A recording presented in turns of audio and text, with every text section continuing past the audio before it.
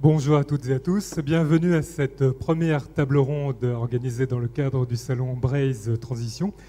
Je suis Jean-Louis Le Corvoisier, j'aurai le plaisir d'animer nos différents rendez-vous pendant ces 2 jours.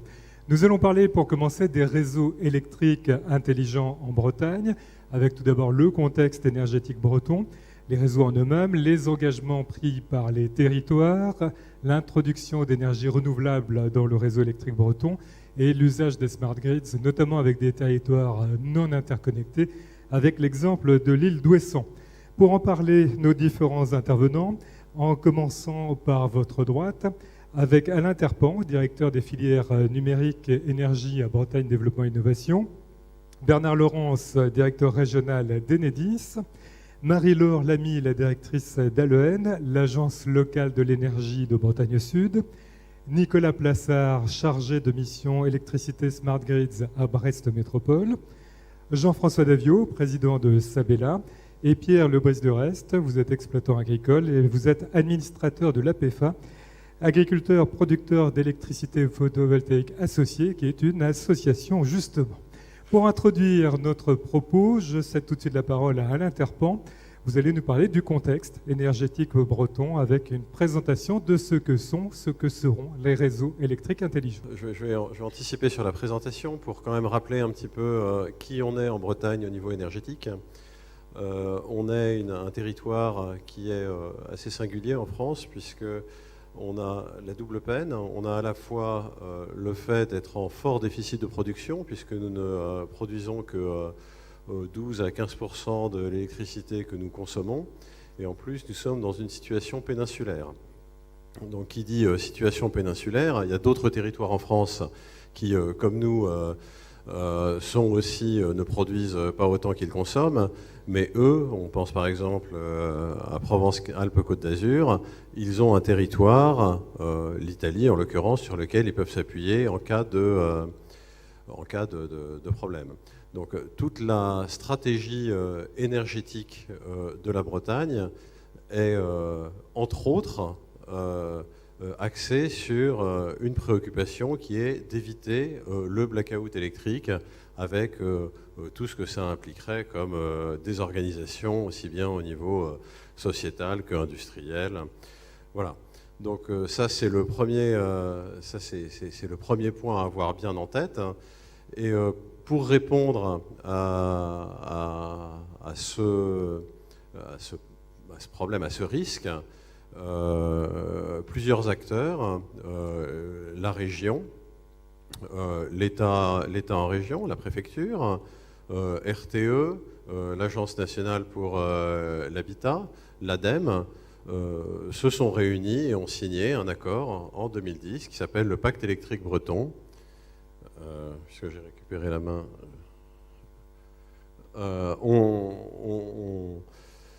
il n'y a pas de retour, hein, juste pour les gens, si jamais je veux avoir évité un torticolis. Le pacte électrique breton, qui comporte 3 axes. Le premier axe est la sécurisation du réseau, qui passe par 2 actions majeures. Une ligne haute tension qui relie Saint-Brieuc à Lorient, de manière à ce que on a en fait schématiquement 2 guirlandes électriques, une au sud, une au nord, et pour que l'une puisse venir au secours de l'autre, on a créé un lien entre les deux, donc entre Saint-Brieuc et Lorient. Le deuxième axe, alors sur ce premier axe, il y a aussi la centrale cycle combiné gaz de Landivisio qui vient apporter une ressource supplémentaire en bout de réseau, donc dans le Finistère Nord.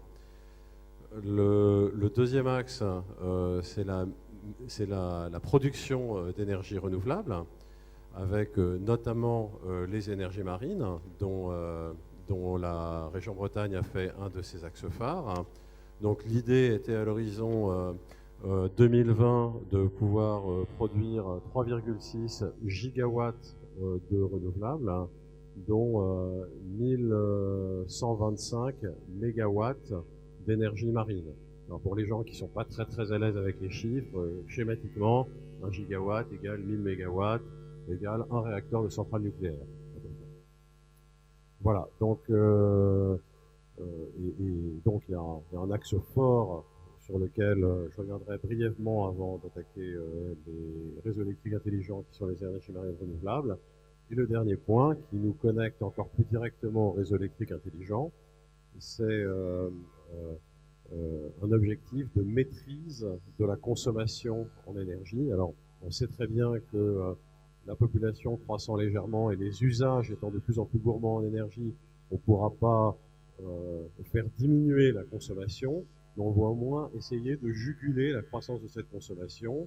Et on a pris la courbe théorique de progression de la consommation en énergie, et on a dit on va la diviser par 3. Voilà les 3 grands axes du pacte électrique breton. Et évidemment, toute cette maîtrise de l'énergie, en particulier de la consommation de l'énergie, ne se conçoit pas sans un fort investissement citoyen, et d'autres à cette table en parleront mieux que moi. Et c'est pourquoi la conférence bretonne de l'énergie a été créée, en plus du pacte, pour faire un suivi du pacte et pour impliquer les citoyens et les associations et toutes les parties prenantes de cette thématique. Voilà. Alors, abordons les smart grids à présent. Alors maintenant, c'est moi qui vois, mais pas vous. Voilà, on voit les deux, donc c'est très bien. Donc, juste pour la planche suivante, s'il vous plaît. Je voulais, avant d'introduire les réseaux électriques intelligents, rappeler un petit peu quand même l'ambition de la région Bretagne sur les énergies marines. La région Bretagne.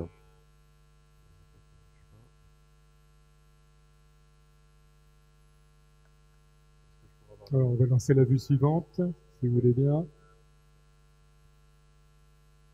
Bon, nous avons un souci informatique. Bon, qui fait l'image est figée. Juste pour vous dire que sur les énergies marines, la région a voté en juin 2016 une feuille de route en 3 axes, avec un axe principal qui est le développement de l'éolien flottant. Alors, je rappelle rapidement les technologies. On a l'éolien posé, c'est un peu des plateformes offshore sur lesquelles on met un mât et une éolienne. On a l'hydrolien, qui sont les turbines qui vont exploiter le courant des marées. On a le houloh moteur, où il y a plein de technologies qui vont utiliser la puissance considérable qui est développée par les vagues. Et puis il y a l'éolien flottant, c'est là où on ne peut pas poser une plateforme, mais bon, on va la faire flotter. Et compte tenu du fort potentiel énergétique qu'on a au large de nos côtes,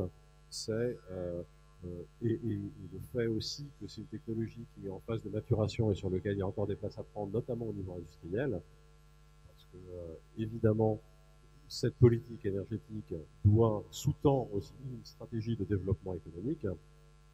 La Bretagne a décidé de se positionner fortement sur l'éolien flottant, d'une manière générale, d'amener, deuxième priorité, l'ensemble des entreprises, que ce soit de la navale, du composite, de l'électricité, du numérique, tout ce qui est électronique embarquée, vers les énergies marines et de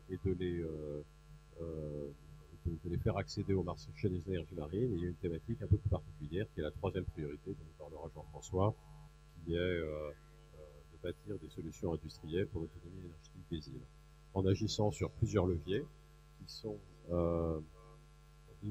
la planification, parce que l'espace maritime est un espace commun à beaucoup de personnes. Donc, il convient de l'utiliser en concertation intelligente avec tous les acteurs de la mer, les plaisanciers, les pêcheurs, prendre en compte les considérations environnementales, les exclusions militaires. Le deuxième axe, c'est le soutien aux projets. On en a quelques-uns, des beaux projets comme le projet El Marine en baie de Saint-Brieuc, une ferme commerciale de 500 MW. On a un projet de ferme flottante sur Groix-Belle-Île en Bretagne Sud. On a aussi des projets hydroliens, notamment celui de Sabella dans le fond de Beurre. Donc évidemment, on va soutenir les projets avec l'idée qu'en face des projets s'installeront les industries qui vont construire ces projets. Venons-en aux smart grids, puisque le temps avance et nous avons d'autres intervenants. Absolument. Donc, pour revenir sur les réseaux électriques intelligents, petite définition rapide. Les réseaux intelligents, c'est l'inverse de ce qu'on faisait avant. Avant, on avait besoin de consommer. et ben, on disait de produire plus, et puis on faisait un appel de charge, et puis le réseau répondait, la production répondait, tout suivait. Maintenant, c'est beaucoup plus complexe, donc on a ces sources d'énergie renouvelables qui sont intermittentes, qu'on maîtrise beaucoup moins, qui sont non prédictibles, et il s'agit euh, de les, de les faire correspondre avec une consommation qu'on a aussi du mal à maîtriser. Donc entre les deux, il y a un certain nombre de mécanismes qui nous permettent de, de, de grâce aux technologies numériques notamment, et grâce au consentement citoyen, euh, d'adapter la consommation à la production et pas systématiquement l'inverse comme c'était fait avant. La Bretagne a rédigé sa propre feuille de route pour ces réseaux. Absolument. Donc cette perception que les réseaux électriques intelligents a été que les réseaux électriques intelligents allaient être quelque chose de majeur à la fois pour le territoire et par rapport à son développement économique, ça a été fait immédiatement dans la foulée du pacte électrique breton. 2010, pacte électrique breton. 2011, on commande une étude pour se dire c'est quoi les réseaux électriques bretons, c'est quoi les forces en présence en Bretagne, aussi bien côté numérique que côté énergétique. Et de fil en aiguille, on a rédigé une feuille de route en 2014 qui nous a permis de dire ce qu'on voulait faire sur quatre axes, ce qu'on voulait faire des réseaux électriques bretons, aussi bien au niveau des territoires qu'au niveau de tout ce qui est recherche, gagner en connaissances et en développement économique, avec un quatrième axe qui était le déploiement à grande échelle d'un grand réseau électrique intelligent breton. Et sur ces entrefaits, l'État lance un appel à projet dans le cadre des plans Nouvelle-France industrielle, cherchant des territoires de déploiement sur les réseaux électriques intelligents. La Bretagne postule en lien avec les Pays de la Loire, qui avaient pas mal de complémentarité avec la Bretagne, et en particulier la Bretagne et les Pays de la Loire rassemblaient deux projets très structurants sur lesquels des appels à manifestation d'intérêt de l'ADEME qui avaient été remportés, un en Bretagne, le projet Solène, sur tout ce qui est compteur intelligent et sensibilisation citoyenne, un autre qui était plus sur la partie réseau qui avait été faite en Vendée. Entre les deux, vous avez les villes de Rennes et de Nantes, et vous avez se disant entre le Morbihan, l'Ille-et-Vilaine,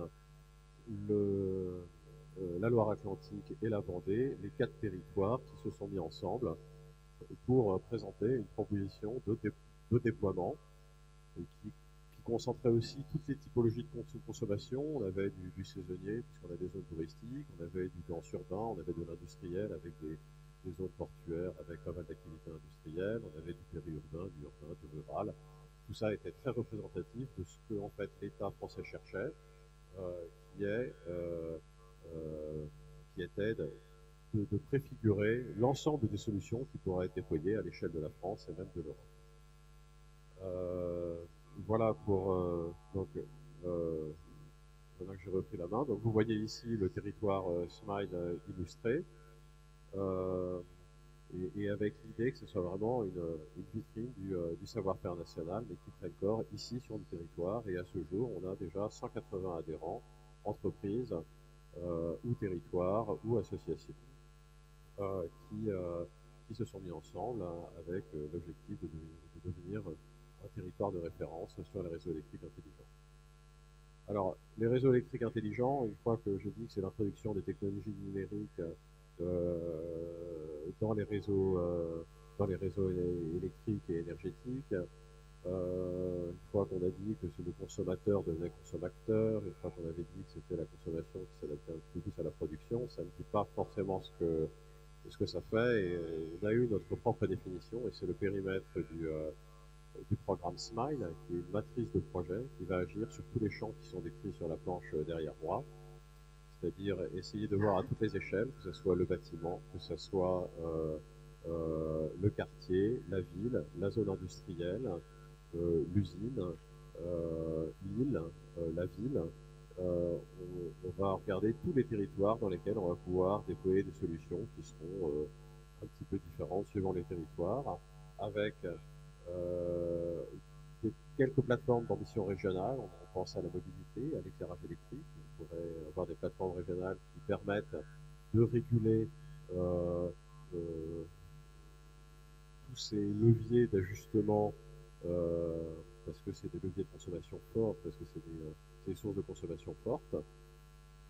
Et le tout dans un environnement le plus sécurisé possible, puisque tout ce qui est électrique, c'est des choses qui sont excessivement critiques et excessivement sensibles, hein, avec en bleu l'introduction à petite échelle des petits champs d'éoliennes et à grande échelle avec la composante de stockage qui va avec les grands champs éoliens qui prendront corps environ en 2020, et avec au centre de cette problématique la donnée.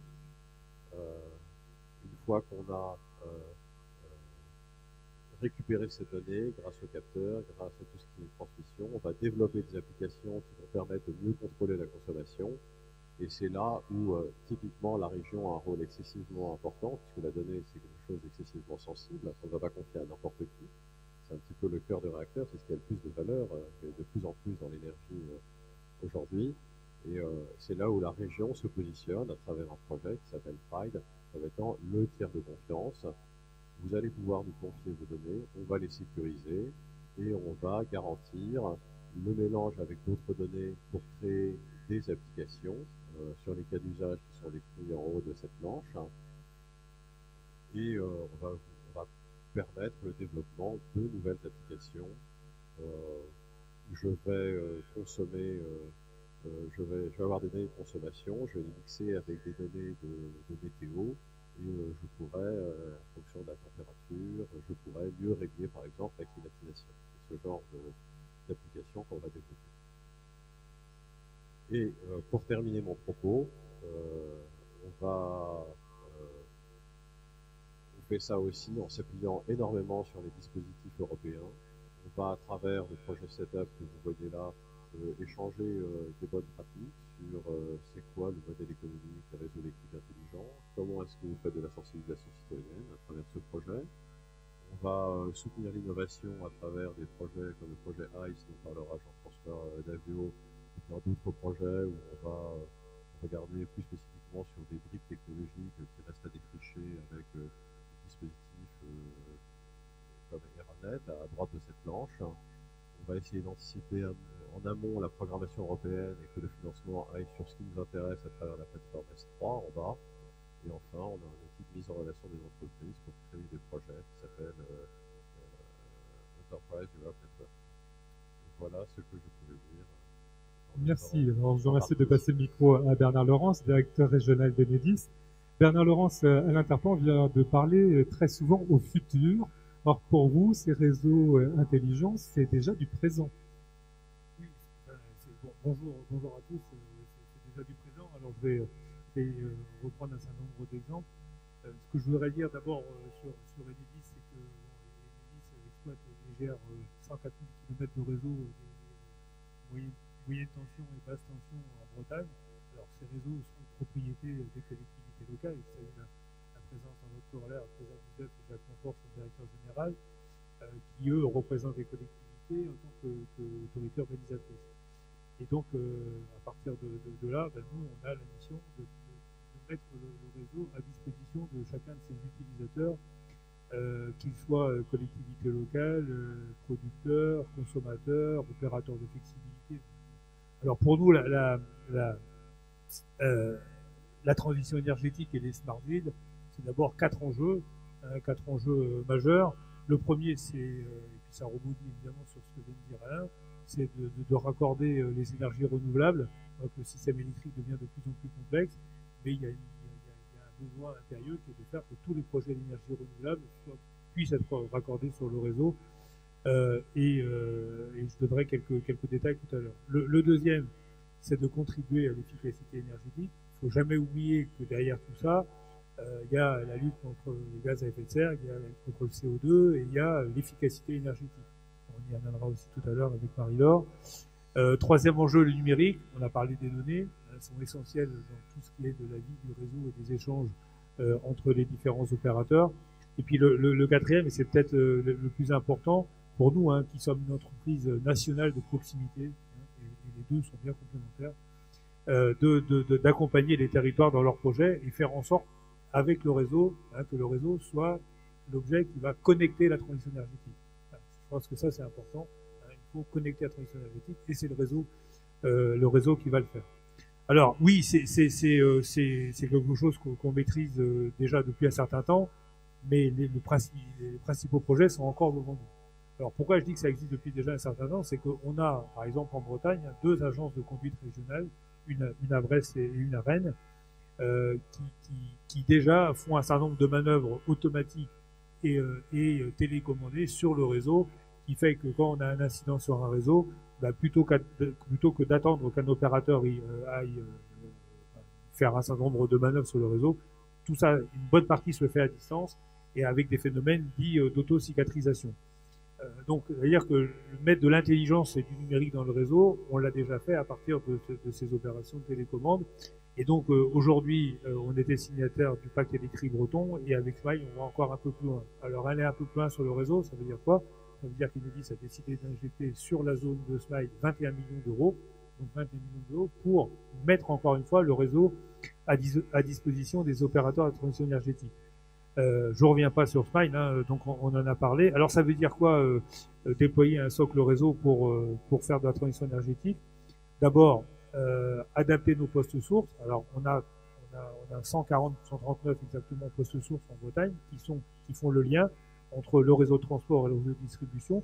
Et c'est sur ces postes sources aujourd'hui que sont raccordés la totalité des projets d'énergie renouvelable. Aujourd'hui, on a 1500 MW, que ce soit en production éolienne ou en production photovoltaïque, qui sont raccordés sur le réseau de distribution et donc à un moment donné qui impactent que nos postes sources. Mais ça veut dire aussi que le producteur, eh bien lui, ce qu'il a besoin, c'est d'être capable d'injecter quand son matériel fonctionne. Il ne faut pas que nous, quand l'éolienne fonctionne, que nous, on décide de faire des opérations de maintenance sur le réseau, ou en tout cas, il faut qu'on ait des systèmes d'échange avec lui qui font que on va pouvoir programmer ensemble les programmes de maintenance, ou en tout cas, on va pouvoir communiquer en temps réel sur la capacité du réseau à recevoir cette production ENR. Et ça, donc, quand on dit de numériser des postes sources, ça veut dire, c'est mettre l'instrumentaliser, mettre le niveau de monitoring qui sera suffisant pour pouvoir échanger en permanence avec les producteurs, et puis pour pouvoir aussi améliorer la maintenance de ces ouvrages. On est en train de travailler dans le cadre de la loi de la transition énergétique, toujours sur l'adaptation du réseau à ce qu'on appelle des flexibilités. C'est-à-dire, on se dit, et ça, Alain l'a parfaitement dit tout à l'heure, comment on peut faire pour adapter, parce que l'électricité à des grandes échelles ne se stocke pas, on peut voir qu'elle se stocke à des petites échelles, mais à des grandes échelles, elle ne se stocke pas. Donc en permanence, il faut équilibrer l'offre et la demande, ou la production et la consommation. Donc à un moment donné, on jouait uniquement sur la production, et bien aujourd'hui, on regarde si on ne peut pas, avec des flexibilités, avec des effacements, avec d'autres objets qui vont permettre d'adapter le réseau, à éviter des investissements lourds, parce qu'on va plutôt adapter la consommation qu'adapter la production. Donc ça, c'est aussi des objets très, très concrets de la transition énergétique et des smart grids qu'on est en train de mettre en place. Donc là, on a 2 zones expérimentatrices en Bretagne sur lesquelles on travaille. Demain, alors ça, c'est pas tout à fait aujourd'hui, c'est plutôt pour 2018, deuxième partie de 2018, on va mettre en Bretagne à peu près 200 postes de distribution publique aussi. Donc là, c'est des postes entre la moyenne tension, donc 20 000 volts, et la basse tension, 400 volts.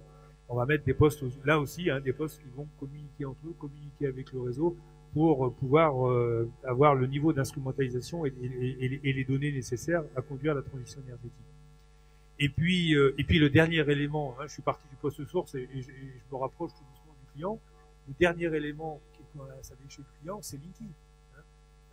Linky, c'est l'interface qui existe entre le système électrique, le système public électrique, celui que nous gérons, et le microsystème électrique qui est constitué par la maison. Si on veut, et Marie-Laure y reviendra, si on veut à un moment donné qu'il y ait une cohérence et que la transition énergétique se joue aussi à l'intérieur des maisons, eh bien, il faut qu'on ait une interface communicante et intelligente entre le réseau et l'installation intérieure de chacun des clients et dans chaque foyer, et c'est Linky. Le Linky, donc le compteur, on le traduit à travers un certain nombre d'avantages. C'est la signature du compteur Linky, c'est des nouveaux services pour les clients. par exemple, au-delà de tout le caractère téléopérable du compteur, c'est-à-dire qu'on va pouvoir intervenir à distance, et quelqu'un qui voudrait faire de l'autoconsommation, on en a un exemple dans le Morbihan, où il y a 5 clients qui ont décidé de fédérer une installation de panneaux photovoltaïques et de se la répartir entre eux. Eh bien, comme on sait que la période où la production des panneaux photovoltaïques et la consommation dans les maisons sera rigoureusement identique, ça arrive quasiment jamais, le réseau joue le rôle assurantiel et de continuité de fourniture.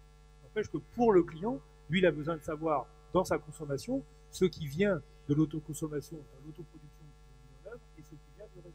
Il y a un objet qui permet de faire ça, c'est l'outil. Donc il n'y aura pas de transition énergétique à l'échelle du client sans compteur intégré. Alors ça, au plus près du client d'une part, mais aussi au plus près du producteur, parce qu'il faut aussi être au plus proche de la source et pouvoir raccorder les producteurs, qu'ils soient petits ou gros. Oui, alors après les producteurs, tout à l'heure j'ai parlé des producteurs éoliens, alors là ils sont vraiment raccordés sur le réseau et sur le poste de source. Ouais, c'est vrai qu'on a je crois, entre 15 et 18 000 en Bretagne de producteurs photovoltaïques, où là on est très près de la maison. Et j'ai donné un exemple d'autoconsommation collective, même si c'est sur 5 clients, mais il y a aussi, vous avez raison, tout ce qui est d'autoconsommation individuelle. Alors parlez bien près du micro.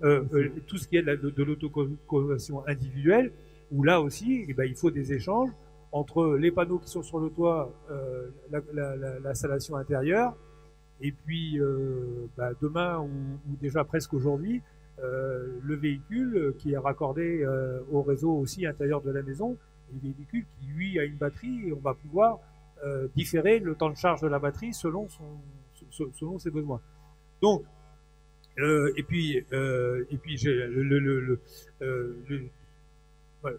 pour faire la synthèse entre tous ces projets, il y a les données et les données, eh bien c'est l'appui sur Pride dans le cadre de Smile, mais aussi c'est aussi un certain nombre de projets. Par exemple, on a travaillé avec Brest Métropole à la mise à disposition d'un data lab, c'est-à-dire qu'on fournit via des applications directement de notre système d'information à une collectivité locale les données qui vont compléter d'autres données qui sont de son propre périmètre et qui vont permettre d'accompagner des politiques énergétiques ou des politiques urbaines dans la ville. Voilà. Nous allons justement avoir des témoignages de territoires engagés dans la transition énergétique. Marie-Laure Lamy, je vous invite à prendre le micro. Je rappelle que vous êtes directrice de l'Agence locale de l'énergie de Bretagne Sud et vous allez nous parler du projet Solène. De quoi s'agit-il ?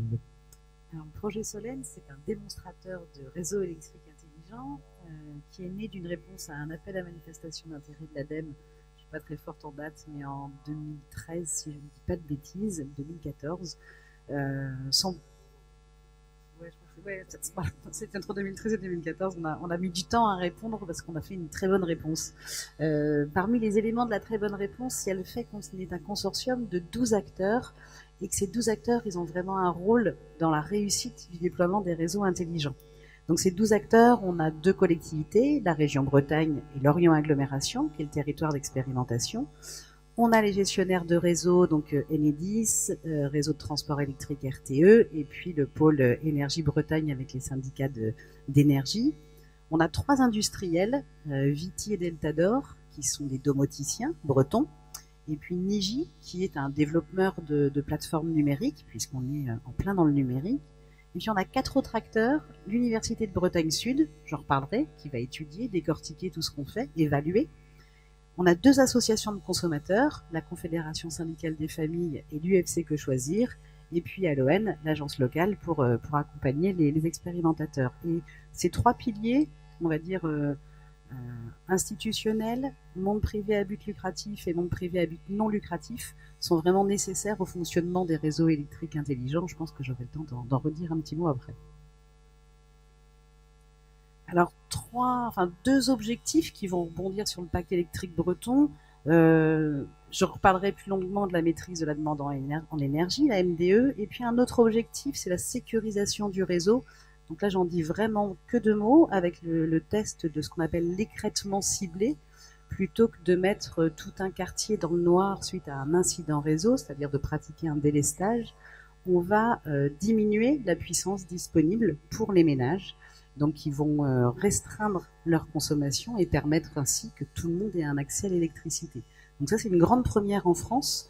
Pour l'instant, elle est testée uniquement sur la question délestage en cas d'incident réseau, mais c'est aussi un formidable bien commun, une notion d'intérêt général de est-ce qu'on va acheter des capacités d'effacement pour équilibrer le réseau ou est-ce qu'on demande aux consommateurs d'être solidaires. Donc ça, on aura le temps d'en reparler plus tard. On est au tout début, là on teste techniquement si ça fonctionne. Oui, alors dans les outils, on teste 4 plateformes numériques, puisque les réseaux électriques intelligents, c'est vraiment la rencontre du monde de l'énergie et du monde du numérique. La base, quand on commence à parler de plateforme, on en reparlera dans Smile, c'est le consentement du consommateur. Les données, avant tout, elles viennent d'un consommateur.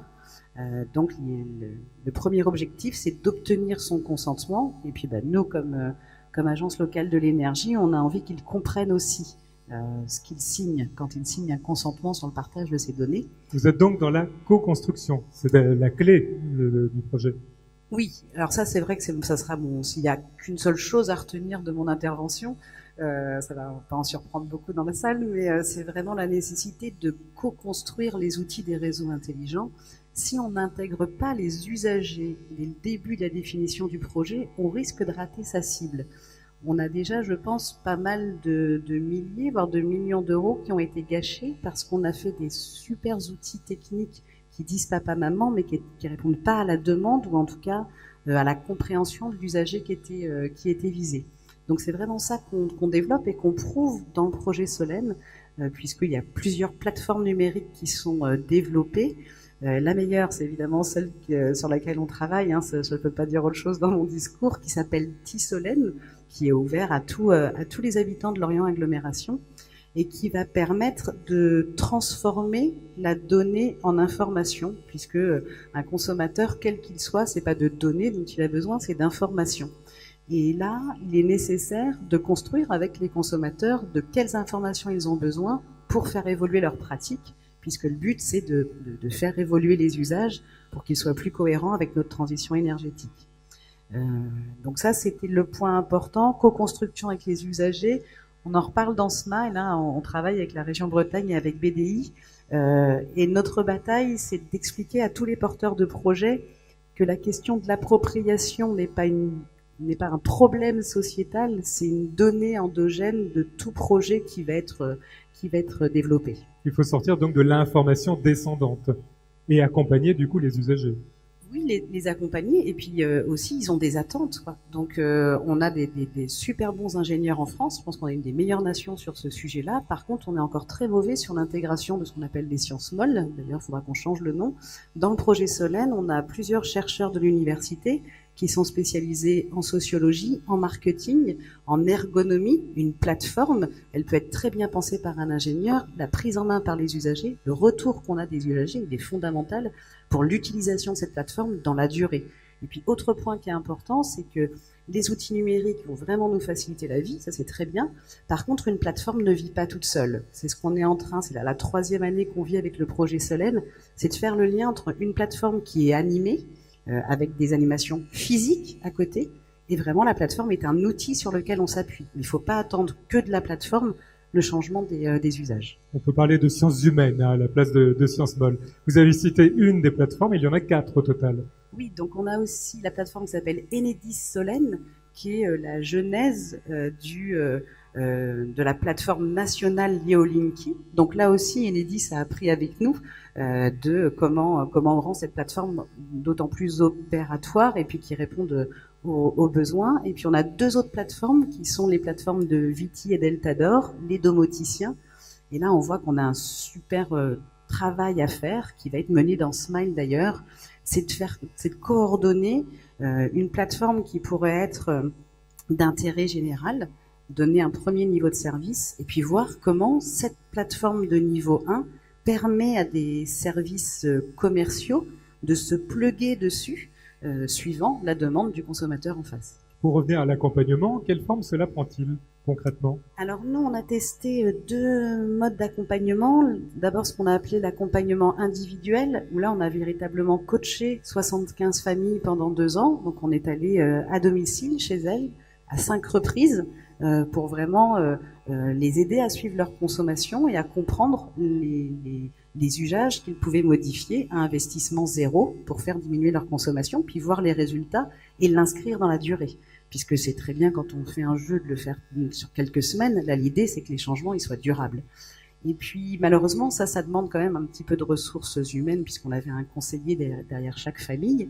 Donc on a testé aussi ce qu'on a appelé l'animation collective, avec là plus de 600 familles qui sont inscrites sur notre plateforme Tissolène et qui ont le choix soit de faire que de la plateforme, soit de venir participer à des animations qu'on fait en plus. Et là, ce qu'on a appris, nous, sur ces 2 dernières années, c'est qu'il faut qu'on arrête de faire pour, il faut qu'on fasse avec, nous aussi. C'est-à-dire que nos animations, on les construit de plus en plus avec nos participants. Pour vous dire l'évolution de nos métiers aussi, suite au réseau Intelligence, c'est qu'avant, on était des conseillers. Des gens venaient en rendez-vous et nous, on leur a donné un conseil. On est devenus animateurs, parce que pour que les gens nous connaissent, il faut qu'on anime et qu'ensuite les particuliers viennent nous voir. On est devenus facilitateurs. Donc on anime, c'est bien, mais en fait, tous les particuliers, tous les consommateurs, ils ont aussi des choses à nous apprendre et à s'apprendre entre eux. Donc c'est faciliter les échanges.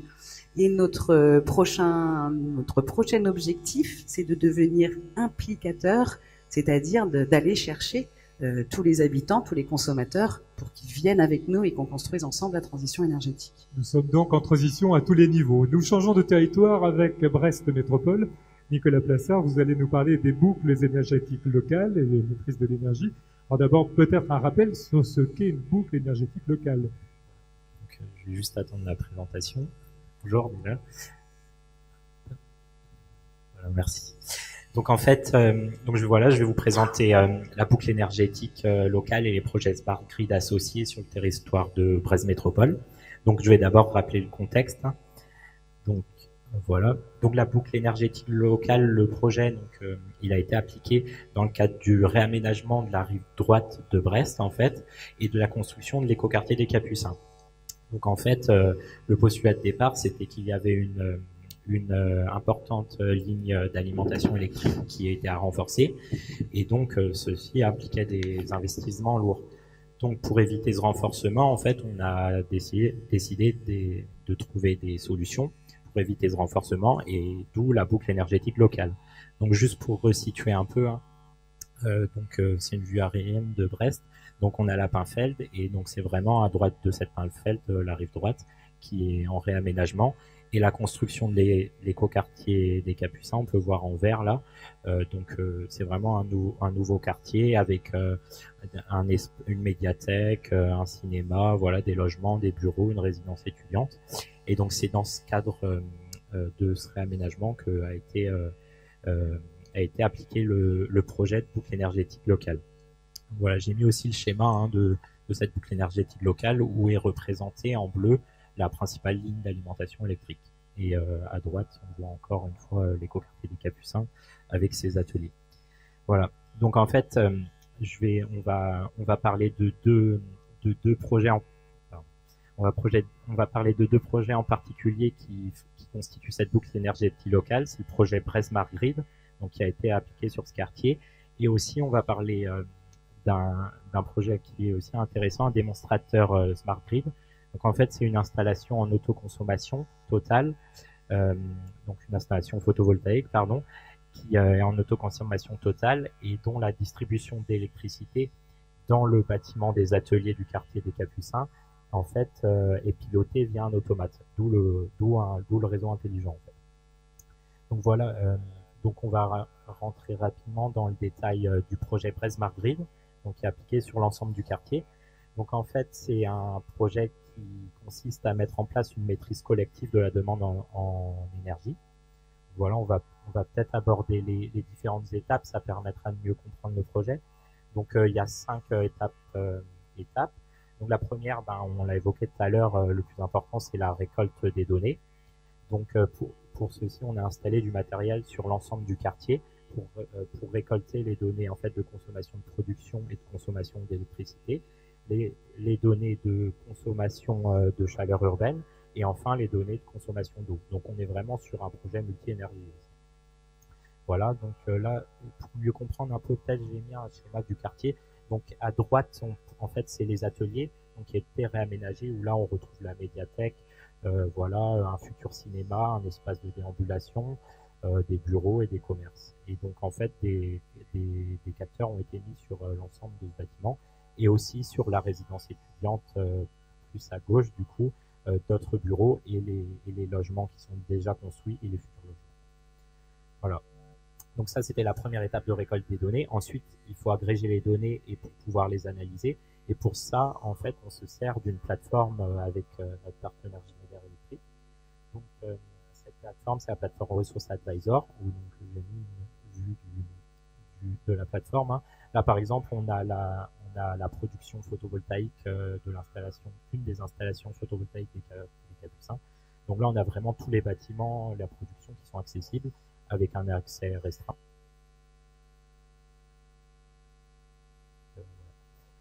Donc ça, c'était la deuxième étape d'agrégation des données.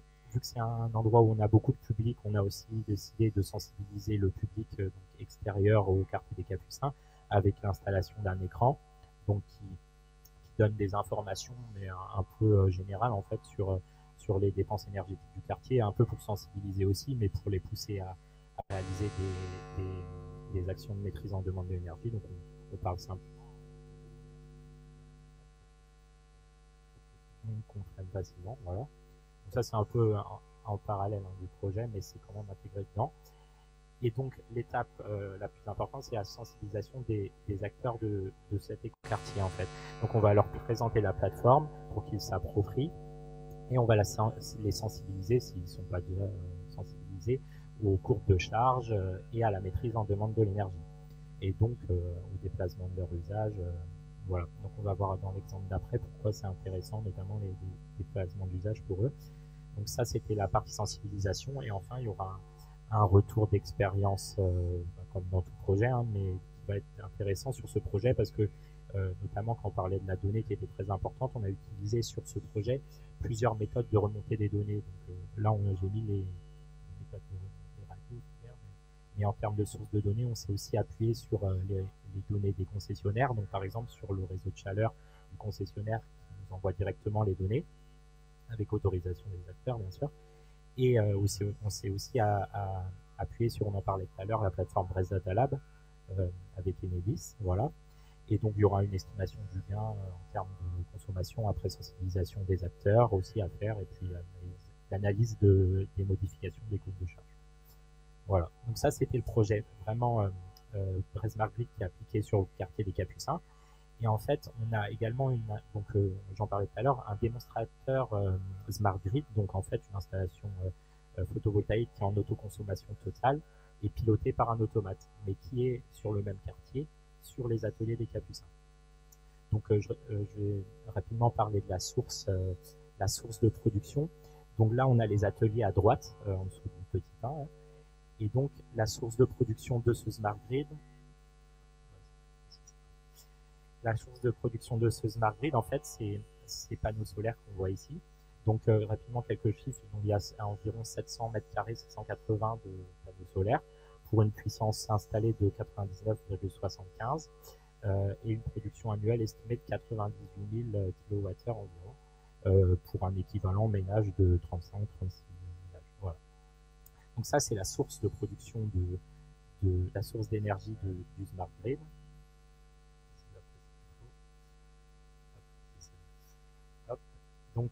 Donc son fonctionnement maintenant, donc c'est là qu'on rentre dans le côté Smart Grid et réseau intelligent. En fait, donc là on distingue 3 zones dans les ateliers, donc en vert la médiathèque, en rouge l'espace public, les commerces, l'espace de déambulation et les bureaux, et en violet le cinéma. Donc en fait, on a la source d'énergie, d'électricité qui alimente en priorité la zone rouge. Donc, quand la production n'est pas assez suffisante, on soutire sur le réseau de distribution publique le complément pour satisfaire les besoins.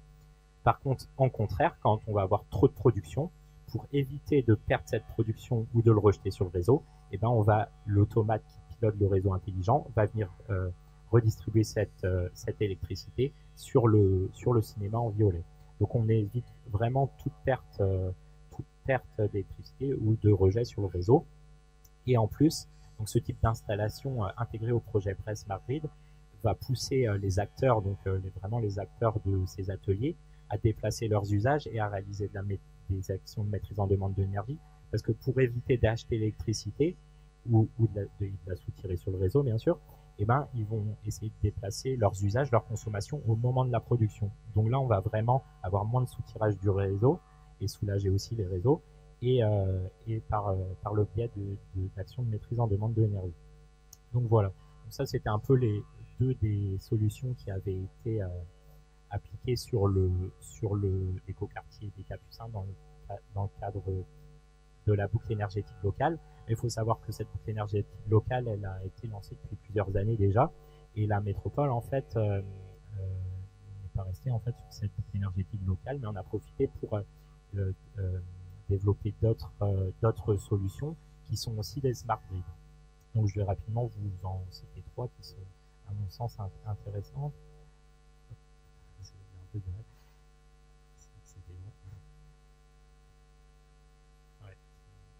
Ah oui, c'est pas. Bon, sinon, je vais. Donc, le premier projet qui est intéressant de parler, donc c'est le projet Synergie, en fait, développé avec l'entreprise Solunergie. Donc, en fait, ce projet, c'est un smart grid virtuel à l'échelle locale. Donc, en fait, on est parti du constat de base que la collectivité avait beaucoup de moyens de production d'électricité, mais avait aussi des gros sites, entre guillemets, qui consommaient beaucoup.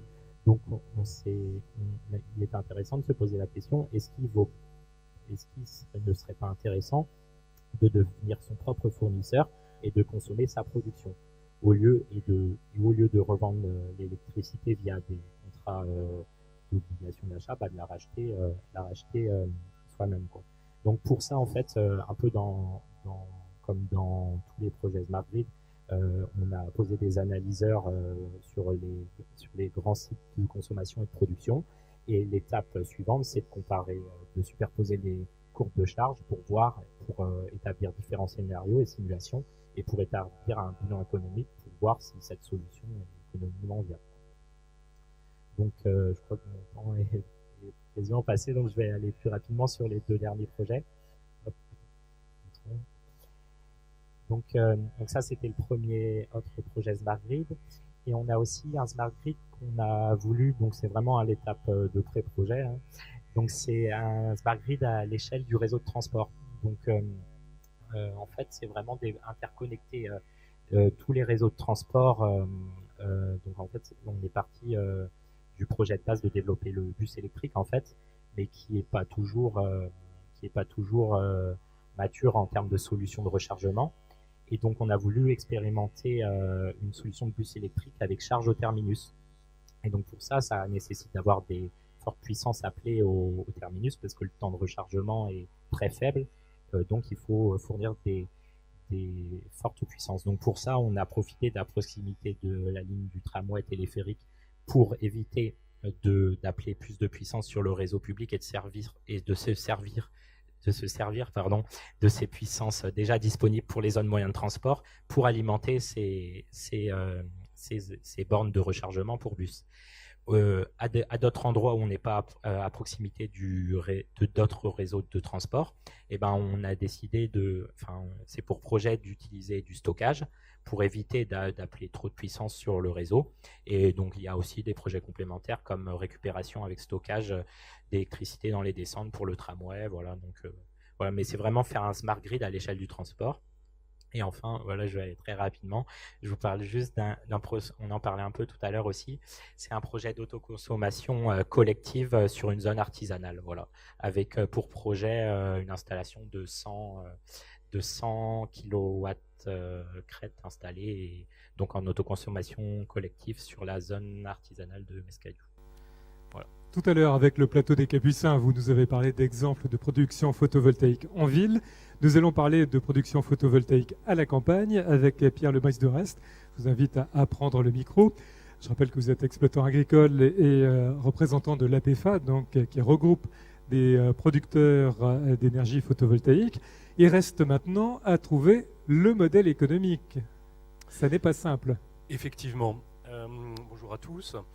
Donc le modèle qui prévalait jusqu'à maintenant, c'était la revente totale de l'électricité photovoltaïque. Donc ici, rien de smart puisque la totalité est injectée sur le réseau. Le modèle qui est en train d'émerger, c'est l'autoconsommation. Alors encore faut-il avoir la consommation, on va dire, qui correspond aux caractéristiques de la production photovoltaïque. Alors ça c'est intéressant sur les exploitations agricoles où il y a un bon talon de consommation, donc par exemple des élevages porcins. En revanche sur un élevage laitier où en fait vous avez une forte consommation le matin au moment de la traite et le soir, bah, là au niveau du photovoltaïque c'est pas forcément adapté.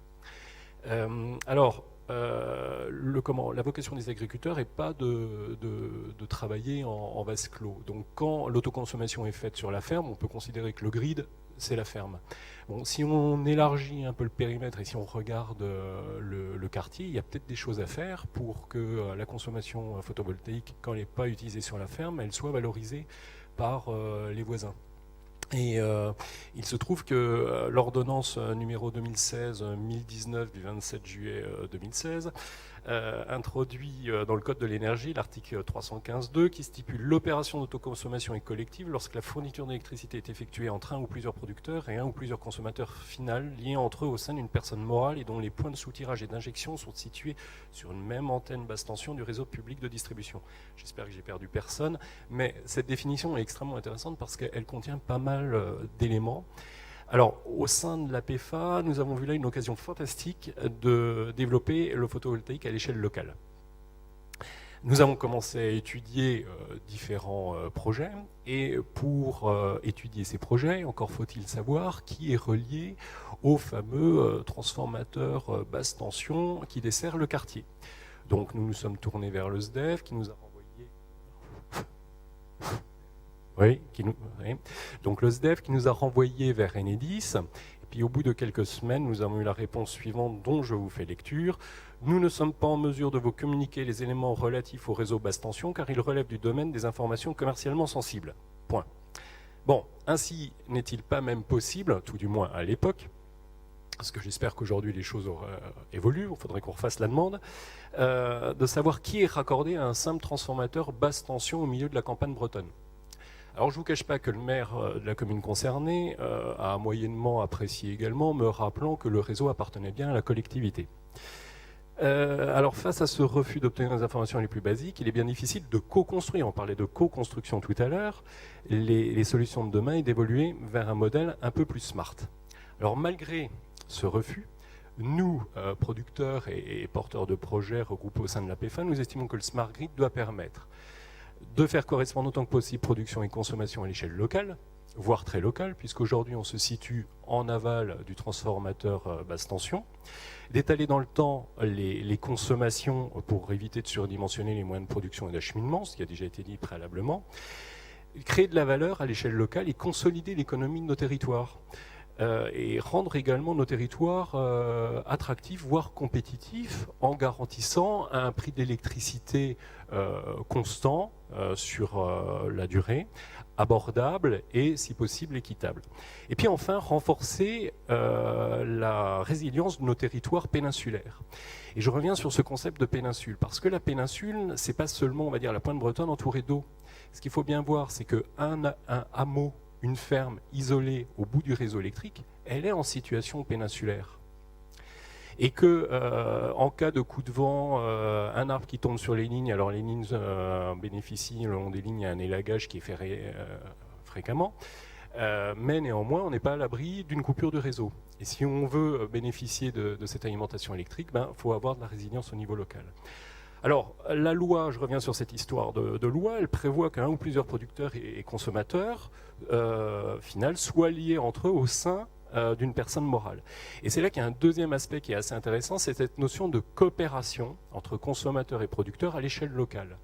Et on revient sur ce que vous avez déjà évoqué tout à l'heure, à savoir que l'acceptabilité, elle est aussi fonction de l'implication. Et donc, si on veut effectivement que le réseau soit smart, il faut que les données soient partagées, mais qu'il y ait un retour sur le terrain, que les gens comprennent la plus-value de transmettre leurs données et de céder un peu de leur, en quelque sorte, vie privée. au bénéfice de la résilience du réseau. Concrètement, cette coopération peut prendre quelle forme ? Alors, ces coopérations peuvent prendre la forme d'une COP ou d'une SCIC au niveau local. Ce qui est intéressant de voir aussi, c'est qu'au niveau local, on peut... alors, quand on parle au niveau local, là, je suis vraiment dans une démarche un peu bottom-up, hein, puisqu'on est toujours dans le cadre de la loi en aval du transformateur électrique basse tension. Donc, il s'agit par exemple, du producteur agricole avec ses panneaux photovoltaïques sur le hangar, qui peut avoir éventuellement une petite installation éolienne, une petite installation de méthanisation voire de la micro-hydraulique, et puis les voisins pareil qui peuvent avoir quelques panneaux, une micro-éolienne et ainsi de suite. Donc en fait c'est de bien rassembler l'ensemble des moyens de production au niveau d'un quartier et d'échanger suffisamment d'informations au niveau de ce quartier pour équilibrer le réseau à l'échelle locale. Donc avec des petits bouquets énergétiques locaux. Alors oui, avec des petits bouquets énergétiques locaux, mais permettez-moi de venir sur un point très précis des smart grids. On parle de smart grid. On instrumente le réseau, on remonte de l'information. De notre point de vue, le réseau sera réellement smart si il est couplé à une decision grid. C'est-à-dire que si on centralise l'information et que la décision est prise toujours au niveau central pour être ensuite redescendue, certes, on va aller pomper de la donnée, mais en fait, le réseau ne sera pas si smart que ça. Et je vais prendre un cas très concret. Tout à l'heure, on parlait de résilience sur nos territoires en cas de coupure électrique. Il y a fort à parier qu'en cas de coupure électrique, vous aurez aussi une coupure des réseaux informatiques. Et donc, si votre donnée est centralisée et que la décision est centralisée, eh bien, en cas de coup dur, vous aurez les moyens de production au niveau local, mais vous n'aurez plus en fait la capacité de pilotage au niveau local.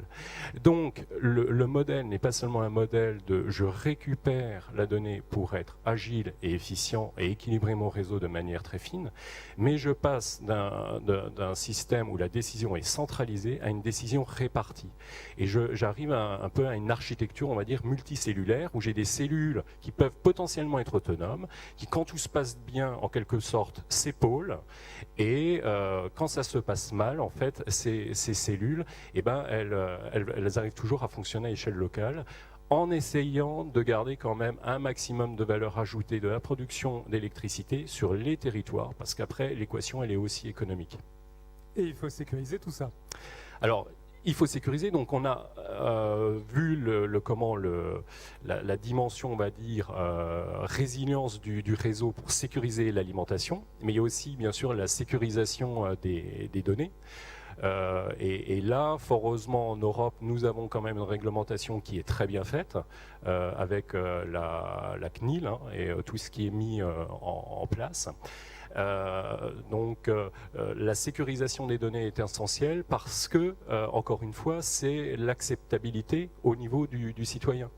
Je pense qu'aujourd'hui, s'il y avait eu un peu plus de pédagogie sur ce que permet de faire Linky et ce qui permet à l'individu, en fait, il y aurait peut-être un peu moins d'opposition systématique lors des déploiements, du fait de gens qui craignent qu'il y ait en quelque sorte une émission dans leur vie privée. Bernard Laurence d'Enedis, vous avez été un peu mis en cause, notamment sur l'accès à l'information. J'imagine que vous avez une réponse. Alors, on va vous passer un micro qui fonctionne. On va vous passer Bon, je ne connais pas cette situation particulière. Hein. D'abord, je voudrais dire que en 2016, donc l'ordonnance qui était sortie, elle était sortie sur une antenne basse tension, et qu'il y a eu une nouvelle ordonnance en 2017 qui parle d'aval d'un poste de distribution publique. Donc vous êtes dans cette situation, parce que dans l'ordonnance de 2016, c'était sur un seul départ, et sur l'ordonnance de 2017, c'est l'ensemble des départs issus d'un même poste de distribution. Alors, vous l'avez dit, l'autoconsommation, elle part du principe que l'ensemble des acteurs d'un projet d'autoconsommation se mettent d'accord, sont d'accord entre eux pour produire et pour consommer. Et donc, si des clients ne sont pas dans le projet d'autoconsommation et dans un certain nombre dans un cadre très précis, on l'a dit, les données, elles appartiennent au client. Et si le client ne veut pas les partager et ne veut pas participer à un projet d'autoconsommation, c'est son droit. Aujourd'hui, on peut en parler par rapport au compteur Linky. Aujourd'hui, il y a eu des débats sur la protection des données liées au compteur Linky. Il y a en France un certain nombre d'organismes qui nous fixent des règles en matière de protection des données. Il y a l'ANSSI sur la sécurité des systèmes d'information et il y a la CNIL sur informatique et liberté.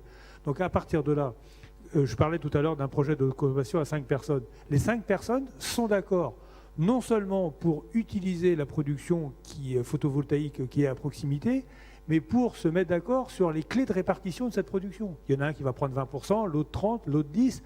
Et derrière, il faut facturer les clients.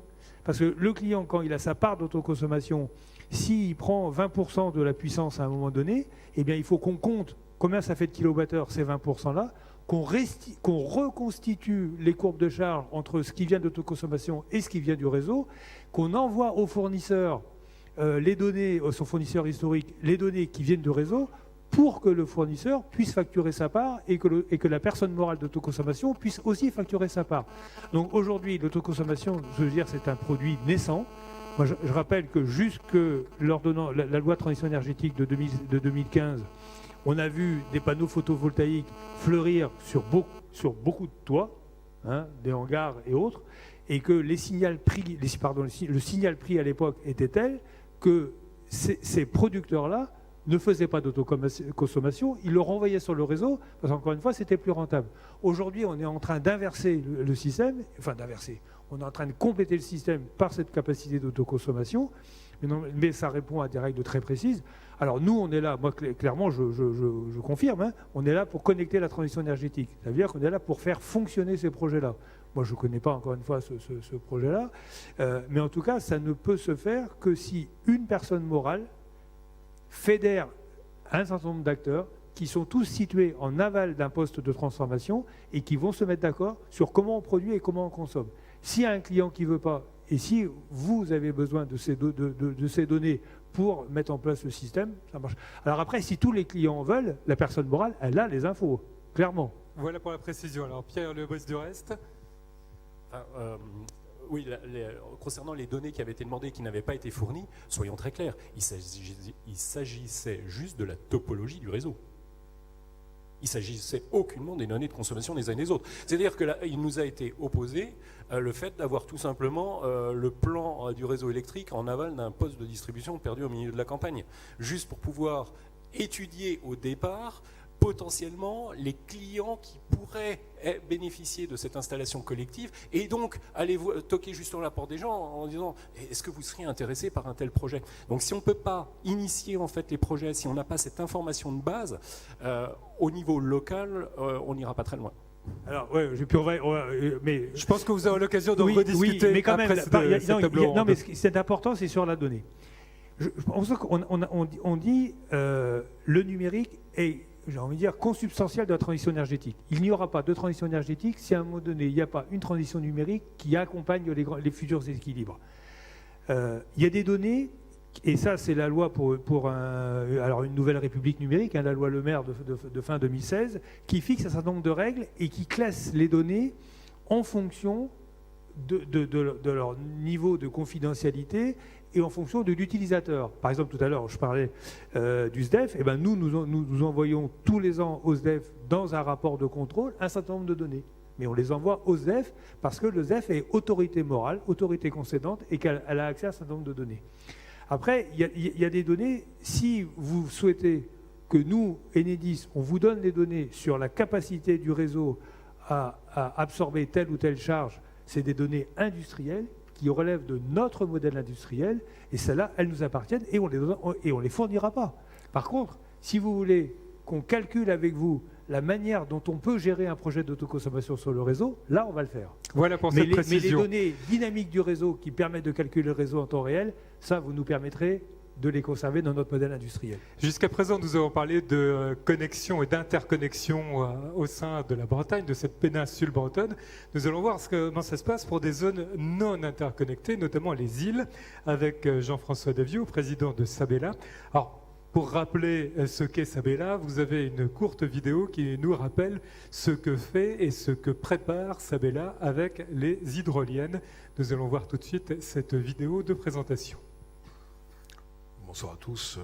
Alors, de manière un peu plus sereine et pacifiée, donc, moi, je confirme que Sabela est en co-construction avec autant Enedis que la région Bretagne. On peut passer le film en parallèle.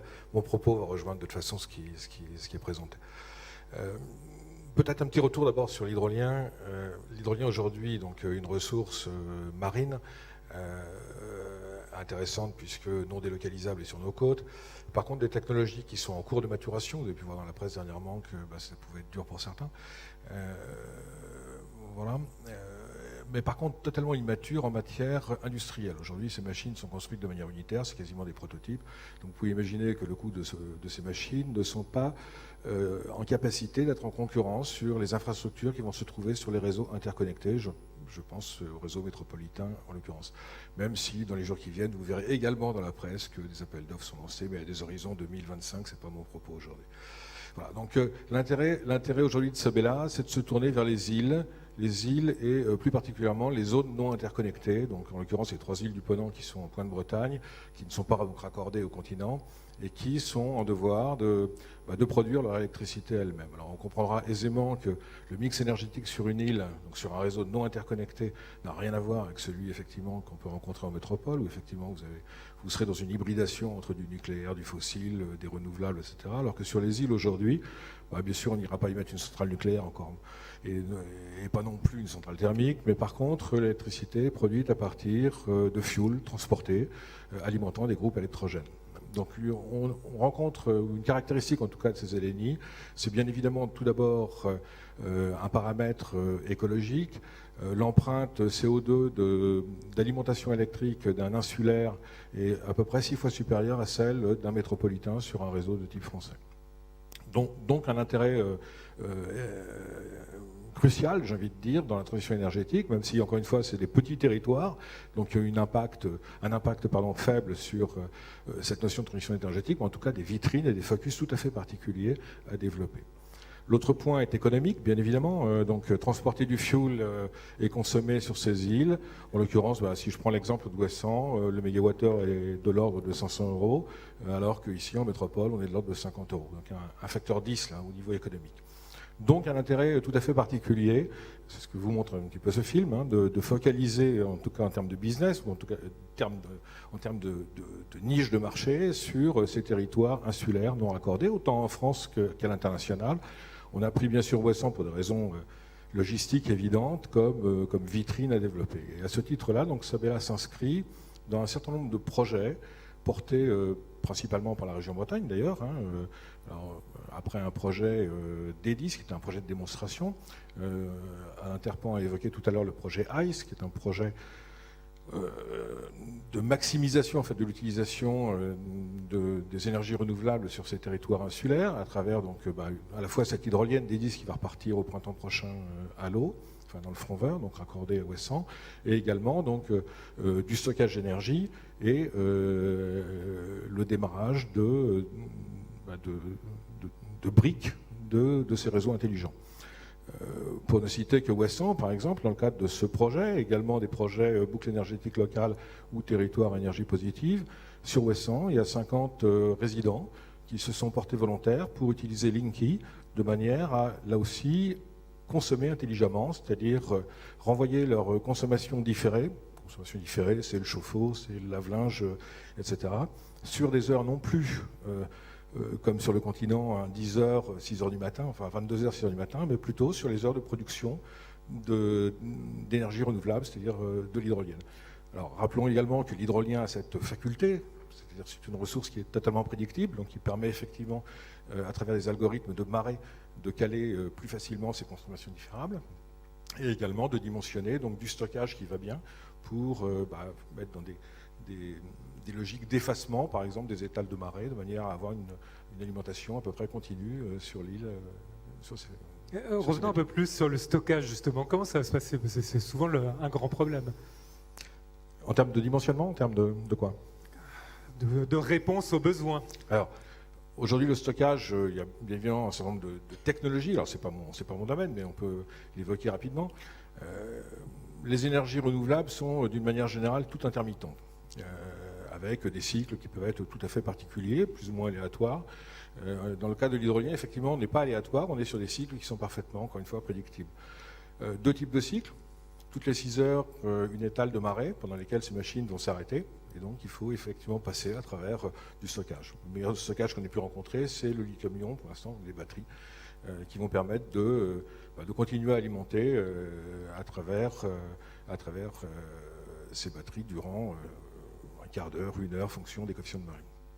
L'autre cycle plus important consiste, que l'on rencontre, sont les vives eaux et les mortes eaux. Donc là, on est sur des problématiques qui sont complètement différentes, puisque là, il s'agit de passer ou d'effacer pendant plusieurs jours des coefficients de marée faibles, qui donc sont peu générateurs de courant marin, et donc pendant lesquels ces machines ne vont pas ou peu produire.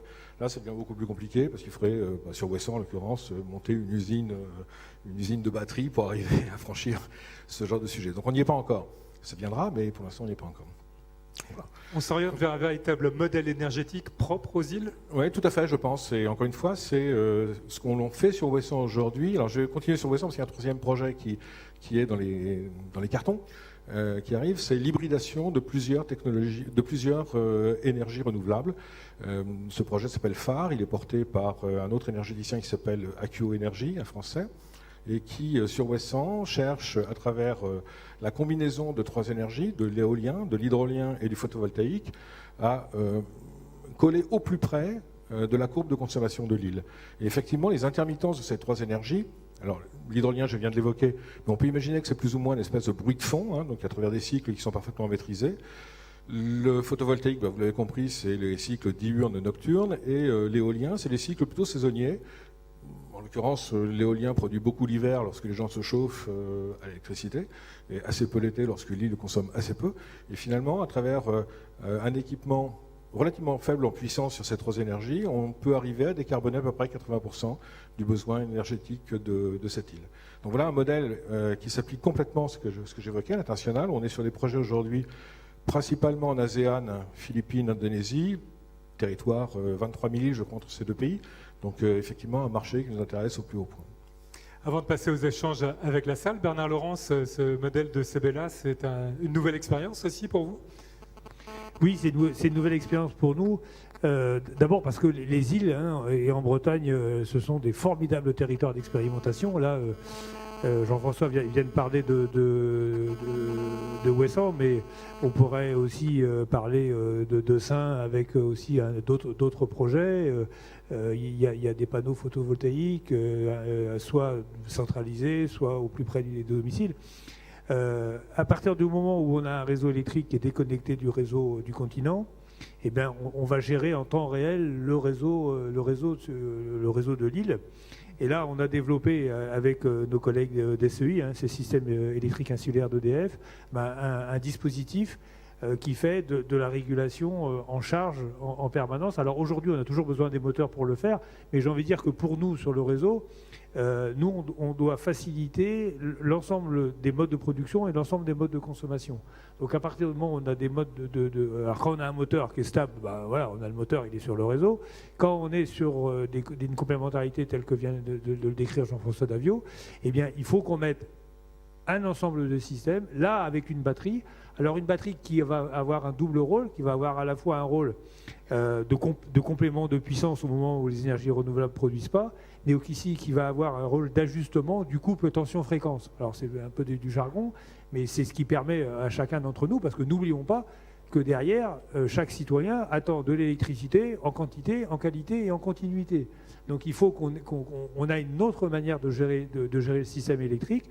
Et ce qui se passe aujourd'hui à Ouessant, eh bien, encore une fois, c'est une formidable expérimentation pour développer des micro-grids ou des mini-grids qui conjuguent et qui font qu'en permanence, on a l'équilibre. Aujourd'hui, on a besoin des moteurs pour le faire. Bon, probablement que, en tout cas, le projet de Denis Paluel, qui est le maire de Ouessant, c'est qu'en 2030, 100% ENR. Jean-François Davio.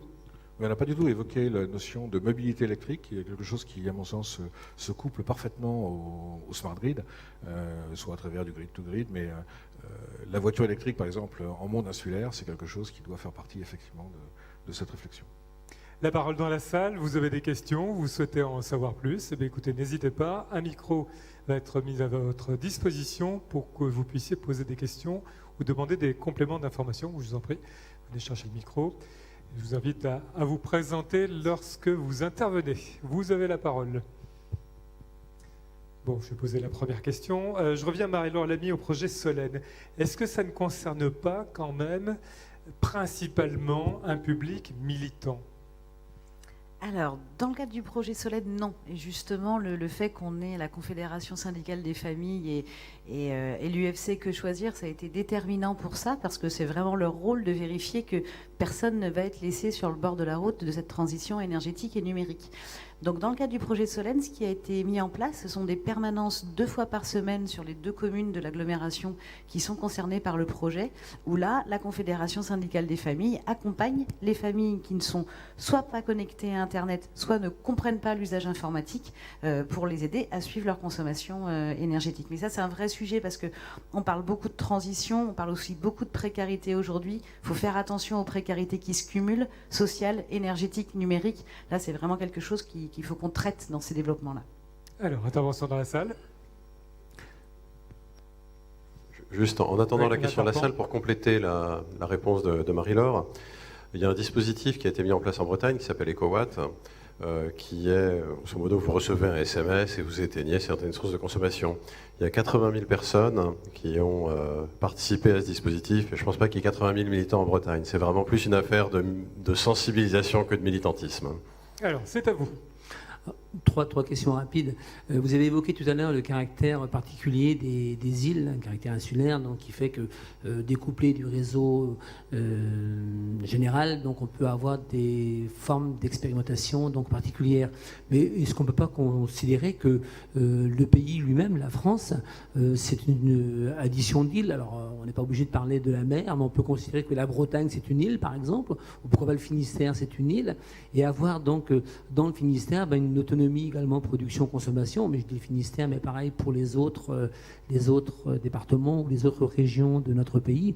Je comprends et je conçois que ce soit complètement inverse au système d'interconnexion qui a été prôné par EDF depuis très longtemps, et les super producteurs, les super moteurs de production que sont les centrales nucléaires, qui nécessitent effectivement donc d'avoir une interconnexion.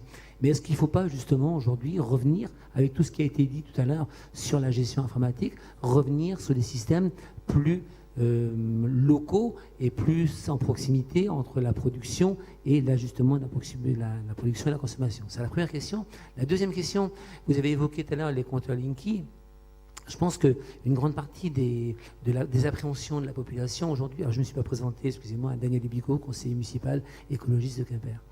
L'une des préoccupations donc des populations aujourd'hui, elle est bien de savoir. Il y a deux préoccupations. La première est qu'est-ce qu'on va faire des données. Je pense que les gens ne sont pas très tranquilles sur la manière dont l'opérateur historique va récupérer les données et ce qu'il va en faire. Parce que si j'ai bien compris également, il peut même les vendre, ces données, à des opérateurs économiques qui peuvent ajuster des communications, entre parenthèses, des publicités, des réclames, auprès donc de différents consommateurs. Donc je pense que là aussi, il y aurait eu intérêt à avoir des réunions d'information plus fortes sur qu'est-ce qu'on va faire de ces données et quel est l'intérêt pour un opérateur d'avoir ces données pour ajuster bien évidemment la consommation et la production. Moi, je ne suis pas forcément opposé à l'utilisation des compteurs Linky. Je suis simplement pour qu'on fasse une information pour que les gens puissent savoir de quoi il en ressort. Et la troisième question, voilà, c'est la voiture électrique.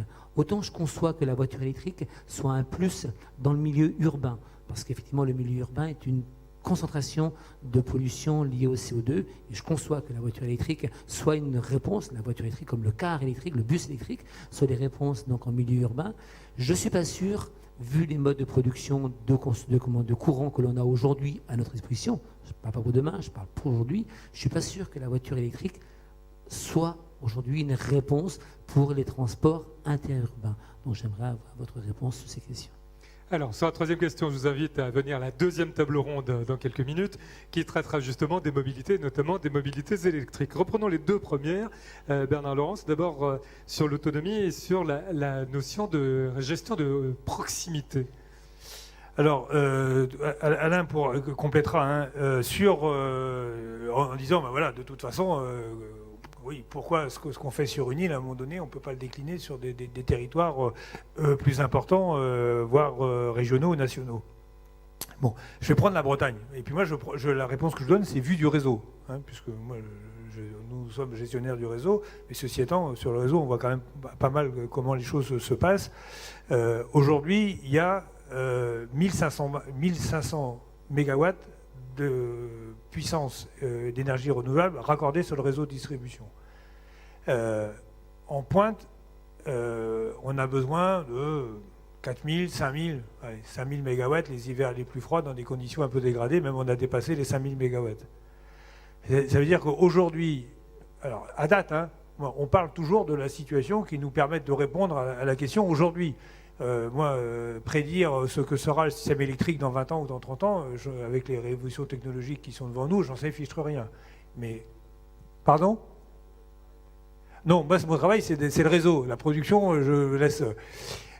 oui, mais le système électrique français, il est découpé en tant que tel. Et puis, comme là, je suis à titre professionnel, je parle de mon métier, quoi. Donc, ça veut dire qu'aujourd'hui, le réseau, il a un caractère complètement assurantiel sur la continuité et la qualité de la fourniture en électricité. En mettant 1500 MW d'énergie renouvelable sur le réseau de distribution, l'autonomie de la Bretagne, elle est passée de 8 à 13%. Voilà, ça, ce sont des chiffres qui sont des chiffres réels, c'est ceux aujourd'hui qui va. Et aujourd'hui, dans le pacte électrique breton, qui est reposé sur les trois pieds, hein, MDE, raccordement des ENR et filet de sécurité, eh bien, on a, pour arriver à ces 15%, eh ben, on a travaillé sur les trois piliers. Donc, je pense qu'aujourd'hui, il n'y aura pas de transition énergétique sans une place importante pour le réseau, que ce soit celui de transport ou celui de distribution. Et au moment où on se parle, travailler sur une forme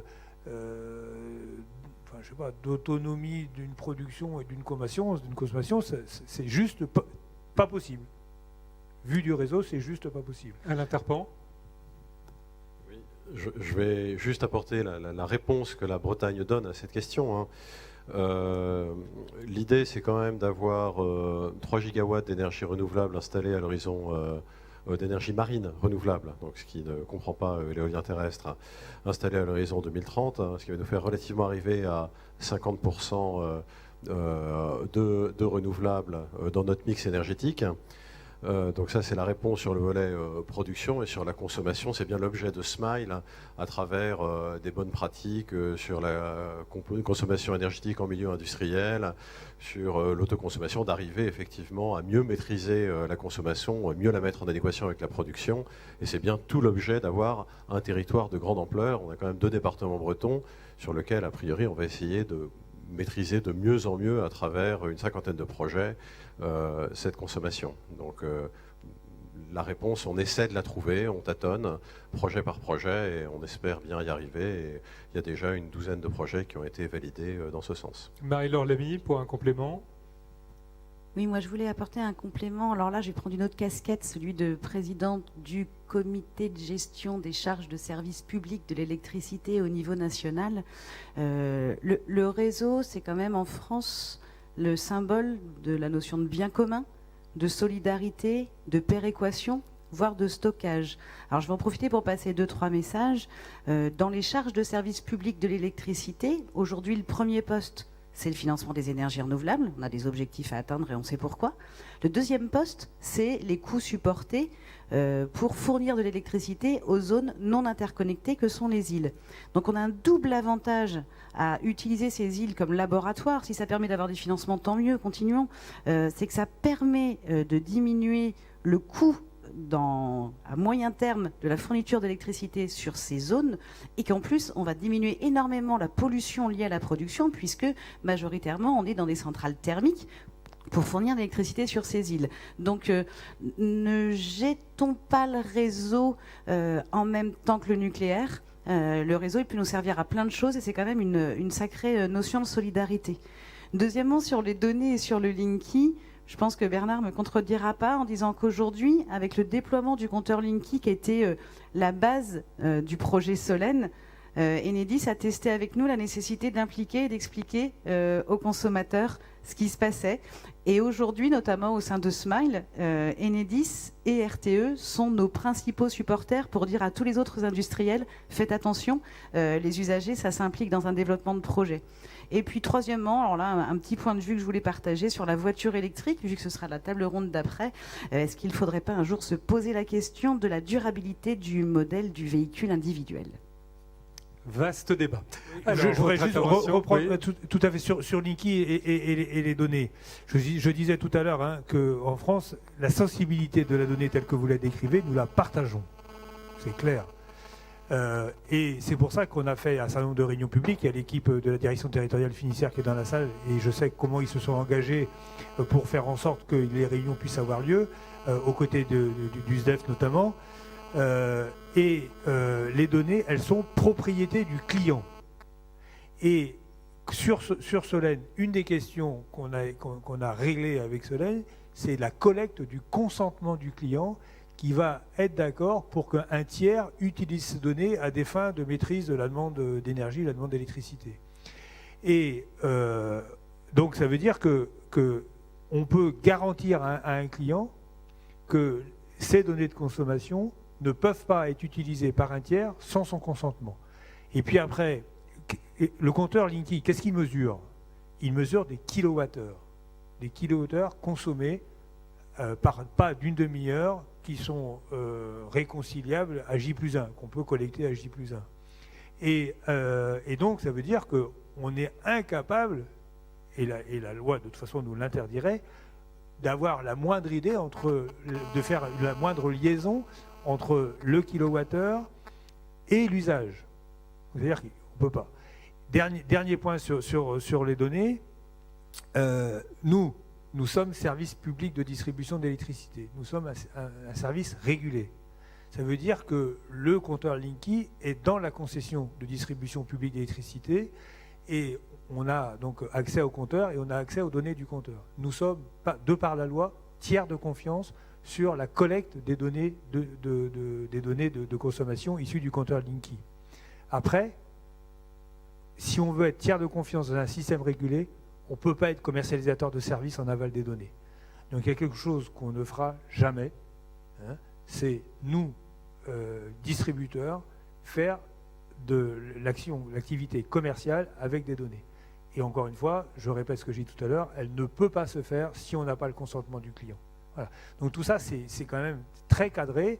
Alors je sais qu'il y a eu pas mal de questions existentielles là-dessus, mais je pense que quand on accepte de prendre le problème bout par bout, qu'on voit après la place du compteur de la transition énergétique et les services qu'il peut adresser au client dès qu'il est installé, voilà, je pense qu'on arrive à peu près à avoir un débat sur Linky, mais la sensibilité à la donnée telle que vous en parlez, moi je partage complètement. Mais les garde-fous sont en place. En quelques mots. Oui, juste une précision. Bon, je ne vais pas vous faire offense, mais vous arriverez difficilement à me faire croire que quand l'opérateur connaît la consommation, en gros, demi-heure par demi-heure, des fluctuations des kilowatts, c'est pas très difficile après pour qui veut faire savoir qu'est-ce que l'on consomme. Dans la journée, quand on voit les pics de consommation, on sait quasiment qu'est-ce que les gens regardent à la télévision en voyant les courbes de consommation d'eau aujourd'hui. Donc en voyant les courbes de consommation de courant, on peut le faire aussi. Mais bon, je vais pas procéder là-dessus. Juste vous dire aussi que sur Quimper, aujourd'hui, les compteurs Linky sont en déploiement. C'est une question que j'ai posée au conseil municipal la semaine dernière. Il n'y a eu strictement aucune réunion publique, ni à l'initiative de la mairie, ni du SDEF, ni de quelque opérateur que ce soit. D'où votre demande tout à l'heure d'information de la population. C'est qu'il y a eu une relation entre Eric, qui est le directeur territorial, et monsieur le maire de Quimper, et que Eric a proposé à monsieur le maire une intervention en réunion publique ou en conseil municipal, après vous nous permettrez de suivre la décision de monsieur le maire quant à l'organisation ou pas de ces réunions. Mais je peux vous dire que des réunions publiques sur le compteur Linky et des réunions en conseil municipal, on en a fait des dizaines en Bretagne, voire des centaines. Et à chaque fois, ces sujets-là sont abordés. Moi, j'en ai fait quelques-unes. Mais c'est vrai que vous avez raison, il faut poser le problème. Mais je pense que pour y répondre, il faut être dans l'objectivité, la rationalité, et tel que vous l'avez posé, que je partage encore une fois. Et puis après, je pense que le compteur s'installe. Il y a 680 000 compteurs posés en Bretagne aujourd'hui, et le programme industriel se déroule bien. Voilà qui clôt le sujet Linky. Y a-t-il une autre question, un autre sujet que vous souhaitez aborder, toujours par rapport au thème de cette table ronde sur les réseaux électriques intelligents en Bretagne? Non, pas d'autres demandes de précision ou pas d'autres questions. Pierre Lebris, du reste, le photovoltaïque a aussi un aspect intéressant pour des producteurs agricoles qui sont parfois un peu malmenés, c'est de travailler sur leur image. C'est quelque chose qui n'est pas inintéressant. Oui, alors sur l'image et puis également sur les conditions économiques. Sur l'image, tout dépend dans quelle filière on est. Bon, il y a des filières qui sont plus malmenées que d'autres. Souvent, ce qui suscite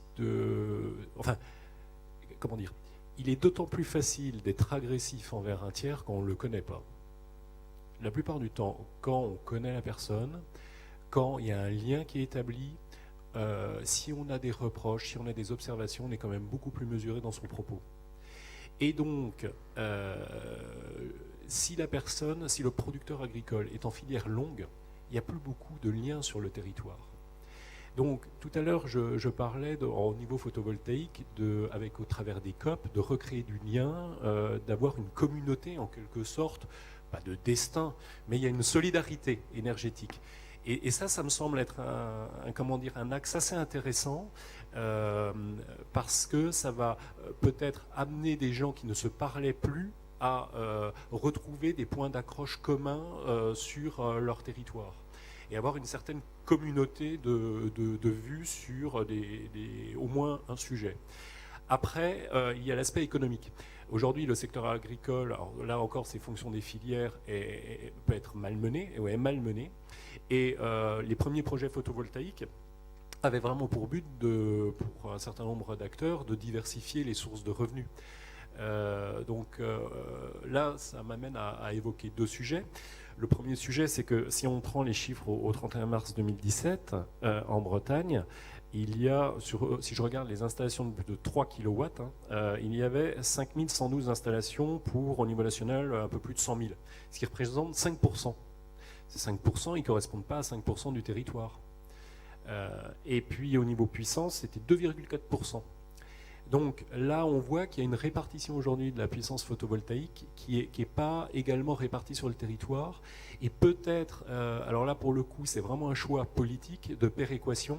Parce qu'aujourd'hui, sur des appels d'offres, eh bien, forcément, quand vous avez un productible qui est très élevé dans le sud-est ou dans le sud-ouest, bah, vous pouvez, au niveau du modèle économique, proposer un tarif de rachat plus bas. Et ce qui n'est pas le cas dans d'autres régions de France. Donc en fait, on va permettre à certaines régions de France de bénéficier de cette diversification économique, en quelque sorte, pour assurer de la résilience économique, pour le coup, sur les exploitations, et pas dans d'autres. Et puis, enfin, il y a la dimension des mécanismes de capacité et d'effacement. Aujourd'hui, est-ce qu'on accepte que des petits producteurs, éventuellement, s'insèrent dans ces mécanismes-là? Et comment pourraient-ils s'insérer dans ces mécanismes-là? Et puis vraiment, pour clôturer, j'en reviens sur les petits producteurs, on a évoqué récemment la possibilité de prendre en charge 40% des coûts de raccordement. Alors il se trouve qu'il devrait y avoir une discussion, il me semble, demain sur le sujet à Paris. Mais cette prise en charge des 40%, ce serait regrettable qu'elle soit effective que pour les plus gros projets. Et que de facto, on élimine tous les petits acteurs sur le territoire. Parce que le smart, tel que nous le voyons nous, c'est agréger en fait l'ensemble des acteurs au niveau local. Et les acteurs au niveau local, souvent, ce sont des petits acteurs. Merci à nos 6 intervenants, voilà qui clôt très provisoirement naturellement cet échange sur les réseaux électriques intelligents en Bretagne pour ce salon professionnel Braze Transition ici à Quimper. Deuxième table ronde dans quelques minutes, nous parlerons des mobilités électriques et mobilité au gaz. À tout à l'heure.